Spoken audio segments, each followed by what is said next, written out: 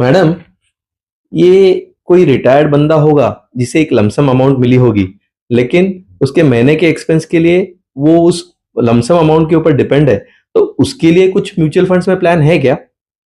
मुझे लगता है तुम एक मौके का इंतजार कर रहे हो कि मेरे पास तुम्हारे किसी सवाल का जवाब ना हो, लेकिन शायद ही तुमको ऐसा मौका मिलने वाला है, क्योंकि मेरे पास इसका भी एक जवाब है।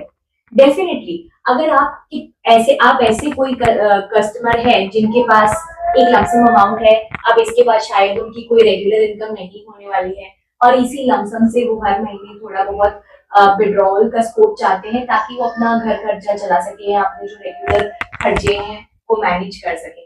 तो इसके लिए म्यूचुअल फंड्स में एक कॉन्सेप्ट होता है, SWP, मतलब सिस्टमैटिक विड्रॉवल प्लान। इससे पहले हमने दो चीजों के बारे में बात की थी, SIP which was systematic investment plan, फिर हमने बात की STP which was systematic transfer plan. तो फाइनली अब हम बात करने वाले हैं कुछ विड्रॉवल की, SWP which is systematic withdrawal plan. तो इसको हम समझेंगे कुछ रियल टाइम फिगर्स के साथ। मैं आपको एक एग्जाम्पल के साथ ही समझा देती हूँ। तो मान लीजिए मेरे पास अभी एक इन्वेस्टमेंट का जो पूरा सिनेरियो था एक लेडी का, वो मेरे हाथ में है। अभी I am not naming the person as well as not naming the fund as also AMC also. So the actual figures are somewhat like this. Investment amount in the year 2019, let's say 29th of January to 2019 पे इन्होंने invest किए थे around 30 lakh rupees into this fund.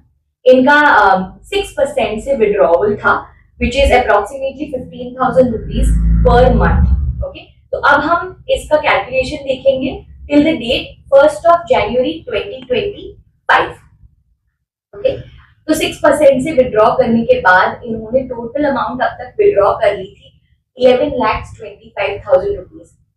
तो अब obviously आपको लगता होगा कि 30 लाख से जब 11,25,000 ऑलरेडी विड्रॉ हो चुके हैं, तो ऑलमोस्ट मतलब 15 to 20 लाख ही इनके पास रिमेनिंग होंगे, करेक्ट? बट ऐसा नहीं है।